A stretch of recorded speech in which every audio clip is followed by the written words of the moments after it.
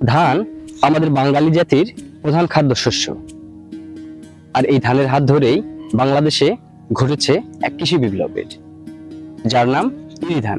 এক সময় বাংলার কৃষকরা সনাতন পদ্ধতিতে ধান চাষ করত, যার ফলে ফলন হতো কম এবং খাদ্য ঘাটতি ছিল নিত্যদিনের ঘটনা। ঠিক তখনই আবির্ভাব ঘটে ইরি ধানের। আমার নাম মোহাম্মদ সালাম মন্ডল।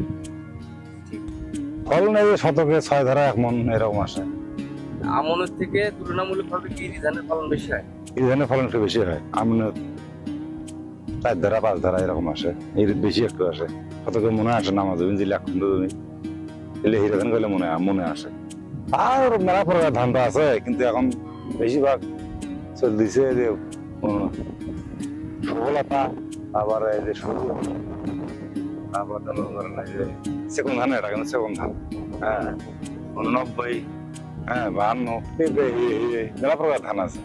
হ্যাঁ যাই যেটা ধর আড়াই ধান নাই, আর আড়াই ধান উঠে গেছে। আড়াই ধান পাবো, আড়াই ধান কম। তারপরে আরো মোটা ধান ধানের 5 করে পাবো। টাকা দিয়ে আছে, এটা আমার মোটা সেগুন উঠলে বেশি ফলনও বেশি। আমরা পচারি ধরে বেশি, এখন পচারি কম ধরে।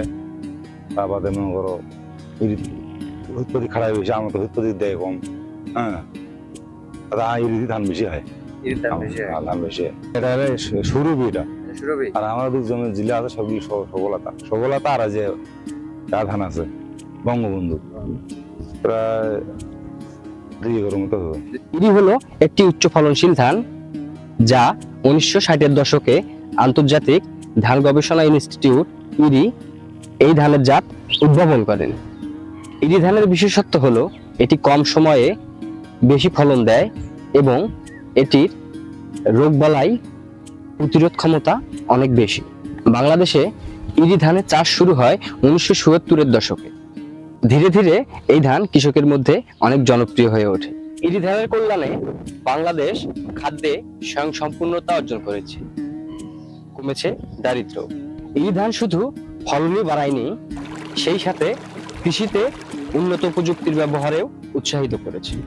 বিজ্ঞানীরা প্রতিনিয়ত নতুন নতুন ইরির জাত উৎপাদন করছে, যা জলবায়ু পরিবর্তনের সঙ্গে সঙ্গেও খাপ খাওয়াইতে পারে। তবে জলবায়ু পরিবর্তন, রোগবালাই ও বাজার ব্যবস্থাপনা সহ এখনো অনেক চ্যালেঞ্জ রয়ে গিয়েছে। সরকার ও কৃষি বিজ্ঞানীরা প্রতিনিয়ত এইসব চ্যালেঞ্জ মোকাবেলায় কাজ করে যাচ্ছেন। ইরি ধানই হতে পারে আমাদের ভবিষ্যৎ খাদ্য নিরাপত্তার মূল ভিত্তি।